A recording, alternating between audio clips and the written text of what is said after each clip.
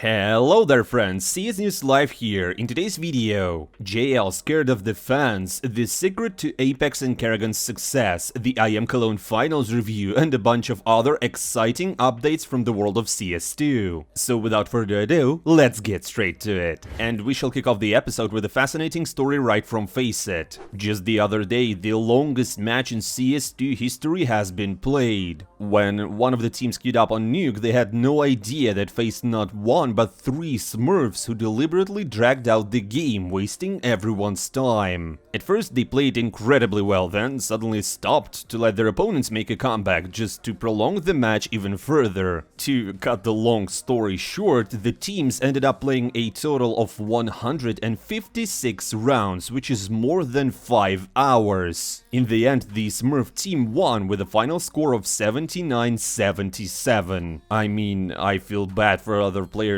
who were forced to spend 5 hours in the game they were destined to lose. Hopefully the Smurfs will be banned soon and other players will get back their elo, at least. Now let's talk about Falcons, who won $7 million.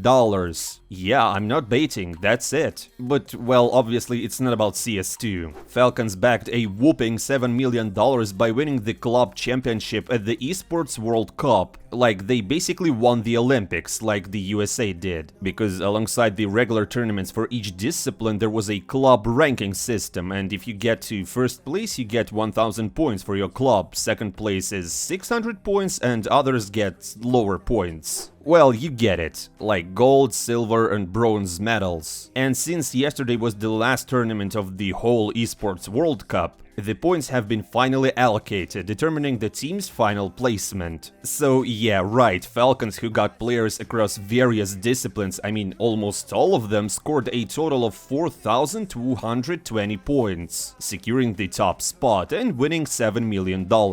Most likely Team Liquid will take second place, T1 is third and Na'Vi are fourth. Teams like FaZe, Spirit and Mouse are completely out of the prize pool, as they didn't even make it to the top 16. So this kind of championship really favors organizations with multiple rosters. And on one hand it's really cool for Falcons, but on the other hand it doesn't feel entirely deserved, because they basically bought the best stacks and that's all. It only didn't work in CS2. In some disciplines there were no strong opponents at all. I mean, guys, is it really fair if you have a lot of money and you can just buy top esports athletes and win the overall club championship? Because even some giants like Na'Vi, G2, Liquid couldn't do it. They just don't have a lot of funds. Drop your thoughts on this situation in the comments below. Now let's get back to CS2, our favorite game. Speaking of IEM Cologne playoffs, not a single match was played on Vertigo or Ancient. However, these maps were frequently picked during the play-in stage and group stage as well, so it seems kinda strange that the teams are avoiding these maps, yet Valve decided to remove Overpass from the map pool while completely ignoring requests to bring back Cash and Train. I really want to see Cash back, and Train. And still, I'm a fan of Vertigo. Guys, what do you think about the map pool in CS2? Drop your thoughts in the comments below, which should be deleted and which should be added. Now let's get into some pro players' insights. Esports players shared some interesting thoughts on which teams they find the hardest to play against. And you know what? Virtus.pro and Na'Vi are topping the list. For example, according to Zaivu, when playing against James, his team has no clue what the opponents are doing, and James' op seems to appear out of nowhere, almost like he just buys it with his credit card, not with the in-game funds. While Monesi explained why it's so tough to play against Na'Vi. According to Ilya, they hold positions incredibly well. Their players make no mistakes 90% of the time, and they don't really allow any entry kills while catching their enemies on any sleep-ups. And since we're talking about Na'Vi, it's worth mentioning one of their star players. JL recently shared a story involving fans. When he was heading to the arena, he refused to shake hands with several fans, offering fist bumps instead. And the fans obviously took this pretty negatively. But after some time, JL made a public statement explaining that it was just a safety measure. He doesn't know what bacteria people might be carrying and he wants to play the tournament at peak condition, not risking to get sick. And honestly, you know what guys, he's completely right. It's better to have a few unhappy fans than to lose all chances in the tournament because of an illness. Although it does somewhat resemble signs of obsessive-compulsive disorder when someone is overly focused on keeping things clean. But I don't think it's the case with JL because I've never seen him wiping his gear before match. And we couldn't overlook Thorin this time either. It seems like he's becoming more reasonable. I can't believe that I'm saying this, because in the second episode in a row we're covering something that he got spot on. This time he compared how tournaments are run in Valorant and CS2, and in his opinion, Valorant events feel way too small-scaled. As Thorin put it himself, it's like the biggest Valorant tournaments of the year are held in movie theaters that he could just rent out for one of his own shows. And honestly, he's got a point. Valorant's finals are held in very small venues, which gives them a bit of an intimate feel, but that's not ideal since it lacks the hype and energy you get with larger crowds. Just for context, the Valorant Champions event is happening right now. It's basically the equivalent of a major for CS fans. But everything's so tiny, if such a tournament were held in CS, it wouldn't even be considered tier 1. And I mean, Thorin is completely right here. Now, Apex recently shared some interesting insights. According to the French captain, the reason why both his team and FaZe consistently make it to the finals and playoffs is because both captains have an incredible passion for the game and competition. He also mentioned that age doesn't matter, what truly counts is the desire to win. This sounds like pure motivation from Apex, and I think even his haters would agree on that. Sometimes that last bit of passion is what makes the difference. Now, for a second, let's talk about something serious. Perseverance Gaming, an organization known for hosting Tier 2 tournaments for NA teams, has cancelled all their events and suspended operations. This decision comes after one of the founders passed away. He was a key figure in the team and a vital part of the org, so they decided to put their activities on hold indefinitely. Our thoughts go out to the players and staff who are dealing with such a difficult situation. Now let's take a look at what's happening at the Mouse Bootcamp. The organization basically set up booths and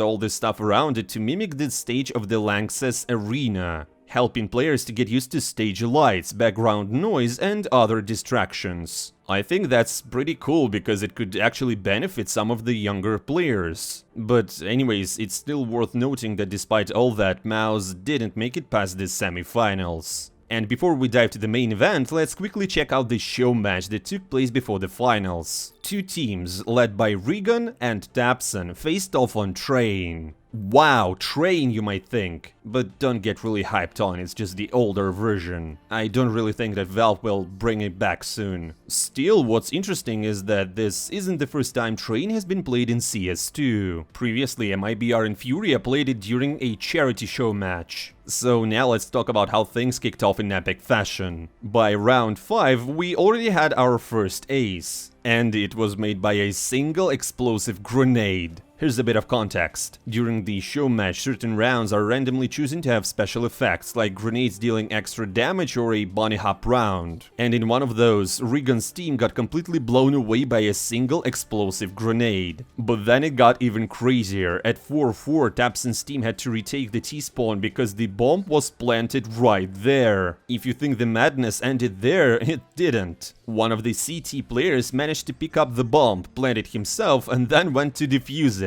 And after that, Doki pulled off a 1v5 clutch. Oh, he got no escaping that. Nades rained down upon him. Doki. What can Doki do? That's nearly convincing, but nearly's not going to be enough because Donna's got the knife out. Donna's getting closer. Uh-oh! Oh! Donna's dead! Eagle delivers! Doki! On for the ace! Don't throw. Backs off, knife out still. Committed, can't question the commitment. Oh, maybe you can. AK's been pulled out. Doki, will he win this? Taps connect. Oh, it might have to be the knife. It might have to be the knife for Headhunter. He goes to the Glock. Knife pulled out. He should have believed.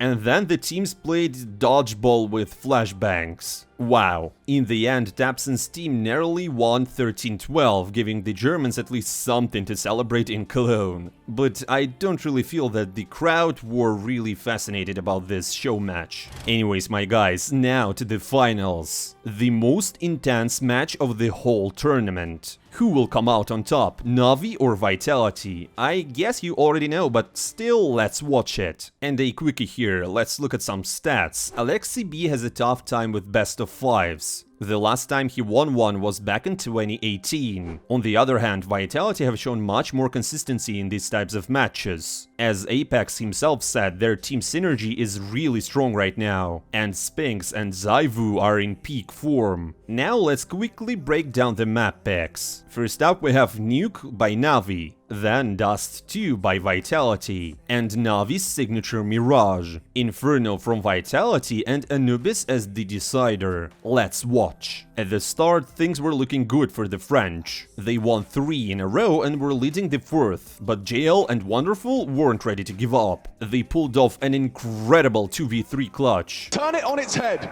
Only Spinks remains. A hard clear onto Wonderful. Lovely find. Time sensitive for Spinks, does have that kit, knows where JL is. What do you do? Can JL outwit him here? Make the shot! Make the shot! This evened the score, and Na'Vi were poised to take the lead, but then Zaivu came in and just dismantled Na'Vi on A side. After that, it felt like Na'Vi just broke down. Nothing was working for them on their own map pack, and it was 4-8 in the first half. Things got even worse when Vitality won the pistol round, bringing the score to 10-4, and they looked ready to close it out. But Na'Vi decided to mount a comeback on their own map pack, with Wonderful kicking off with a triple kill on A. However, at 10-7, Spinks showed exactly what Apex meant when he talked about clutch plays. Second Spinks brought into this roster to close, and he's done it on the grand final stage! Despite that, Na'Vi kept pushing and managed to bring the game to a tie, leading to overtimes. There, the game was incredibly close, with both teams winning rounds from disadvantaged positions. Ready to win the round with a flank, unlike anything! Double kill from Apex, and it still might not be enough, but maybe, just maybe, Zaiwu can come up clutch for Vitality. Bit under pressure with 20 seconds, Zaiwu's blind, he's so blind, white screen, Bit can't close, and Zaiwu strafes into it, he closes it down! But after the side switch, it was Vitality who secured a victory on Na'Vi's pick. Next was Dust 2, Vitality's pick. Here the early momentum was on Na'Vi's side, but it didn't last long. With a 3-0 lead, Na'Vi suddenly dropped a round to Vitality, who almost caught up. But then Wonderful and Alexi B stepped up, winning a crucial force buy. To his sight, does well for the first fight, Messi delivers a double, it's up to Spinks to close, and he's only got the one in him because Wonderful has done enough to facilitate plant. 2-on-2, a retake, we've been here before. Can Vitality best them once more? There's more health this time, at least for Wonderful, he's already got 2 kills. Can the Yorpa pick up a big round for Na'Vi? Alexi contributes! He wrecks him! However, they immediately lost the next force by themselves. From there, Vitality slowly started to build up rounds, with Zaivu's AWP making a huge impact. But in the final round of the half, something incredible happened. Na'Vi won a round with just pistols and took the lead going into the second half. Now so uncomfortable, sure the bomb is down, but is this going to be another Vitality retake?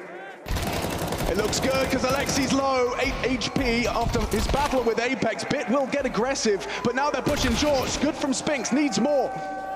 Bomb about half gone. Apex approaching towards the ramp. JL's actually hit it with the scout, and Apex can't do it. Na'Vi will take. On CT, Na'Vi decided to pull off their secret strat. Alexi B distracted the opponents, while stronger aimers like Ime and Wonderful picked up the kills. Vitality couldn't find an answer to their T-side, with most clutch situations going Na'Vi's way. But after 11-7, Vitality began to claw back, closing the gap to 11-10. Yet, Na'Vi were determined to secure the win, and they finally took Vitality's map pack. Necessary! Only Flames can reignite some hope for Vitality. A 1 versus 2, but time against him. He's a dead man walking! It's Na'Vi! Tying us up 1 each! It was absent on map number 1, but he showed up in map number 2. Impact on the pistols and... Next up was Mirage. We have to remind you that Na'Vi here are on a 12-game win streak. And right from the first round, the action kicked off. After winning the pistol round, Na'Vi decided to force buy, which led Vitality to respond with their own force buy. And what followed was a full-on bloodbath in the connector, which ended in favor of Vitality. The French squad then went on to win several rounds in a row, taking the lead, but at 5-2 scoreline, Bit showed why many consider him the MVP of the tournament by single-handedly opening the B side. The first half was closed out by Ime, who won a 1v3 clutch. It's up to Ime in the clutch, because Zywoo has found wonderful back and forth in that head-to-head, and now Ime, with 2 to find, goes searching. They partner up, and he finds his timing, does isolate the duel, removes flames, can Ime come? Clutch, he can! Clutches! After that, the map turned into a back-and-forth battle. The teams took turns winning rounds, and this tug-of-war brought the game to a close score of 11-10 in favor of Na'Vi. But Vitality's lightning-fast playstyle helped them push the game to overtimes. It all started with Spinks clutching in an incredibly crucial round. Both teams gave it all, leading to second overtimes. And again, one of Vitality's players secures a key clutch. Wonderful and Bit up against him.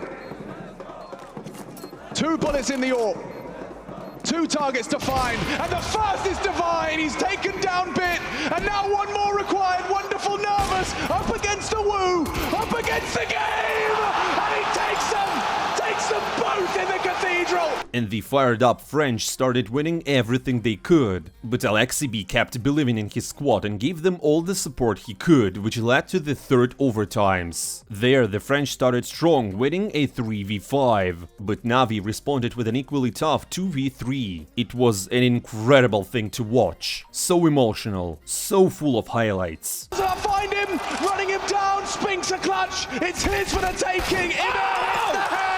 I'm not sure. He's got time! Oh my god! And in the end, Vitality broke Na'Vi's win streak. And we were heading to what could be the final map, Inferno. And Vitality started on T side confidently, 5-0. They were completely dominating Na'Vi. And honestly guys, it felt like Alexibi's team were just tilted after Mirage. All this snowballed into 7-2, then 8-2 and so on. Vitality seemed just unstoppable on their own map pack. It was 10-2 in the first half. And after the side switch, things got even worse. Vitality won the pistol round. But then, something clicked. Na'Vi were coming back. They were winning round after round. It was 11-7. But then came the Englishman from Paris. Molly's awkward, Spinks goes down empty-handed, it has to be Mezzi. He's made a bit of a close one, still goes 2, Mezzi delivering!